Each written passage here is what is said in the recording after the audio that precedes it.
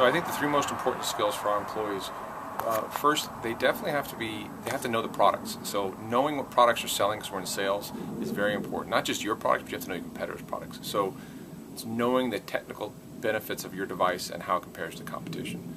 Second skill they have to have is the ability to really get people's attention and get them to pay attention to them, because you're trying to sell to people who aren't necessarily, don't know they need your product, so you have to have the ability to get their attention and keep their attention and get them listening to you.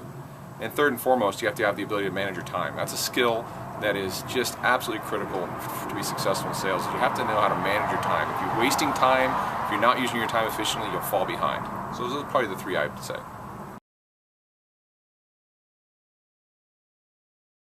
So when you talk about character traits, I think the most important one for us, the first one is EQ skills. So, there's a lot of people with degrees and certificates, and they can look good really on paper, but it's really their EQ skills, their ability to interact and build rapport with people and understand people's body language is absolutely critical. So I think first for me is EQ skills.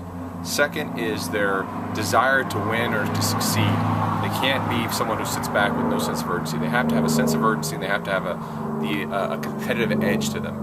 And lastly, I think they really have to have a likability to them. I know that sounds strange, but if someone's not likable, if they don't understand, it's very close to EQ, but it's more than that. They have to be likable because they're getting people to talk to them on a regular basis. So if I boil it down, it's their EQ skills, it's their sense of urgency, and it's their sense of likability.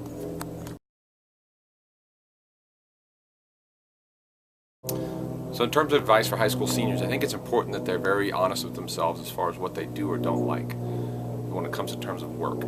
You can only have three essential types of work. You can work with people, you can work with things, or you can work with ideas.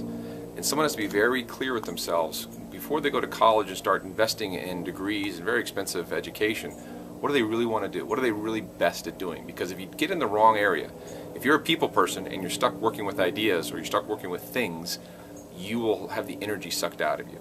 And a lot of people think of terms of strengths and weaknesses. It's not. It's what brings you energy and what's depletes your energy. If you're a people person, people bring you energy. Therefore, you should be working with people. If you're an ideas person, think of a lawyer, right? Lawyers deal with ideas. They get jazzed about ideas, talking about ideas, debating ideas.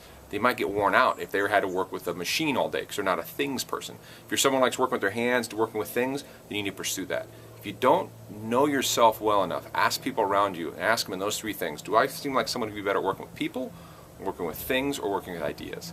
Once you have a better idea of how you get energy from work, and let's face it, you're going to be doing this for a long time, so you better pick the right thing. Once you understand which one you get the energy from, then pursue that and try to find a job that's going to fit your type of work and what you want to focus on. If you go the wrong area, you're going to be miserable, and it's going to suck you dry before you know it.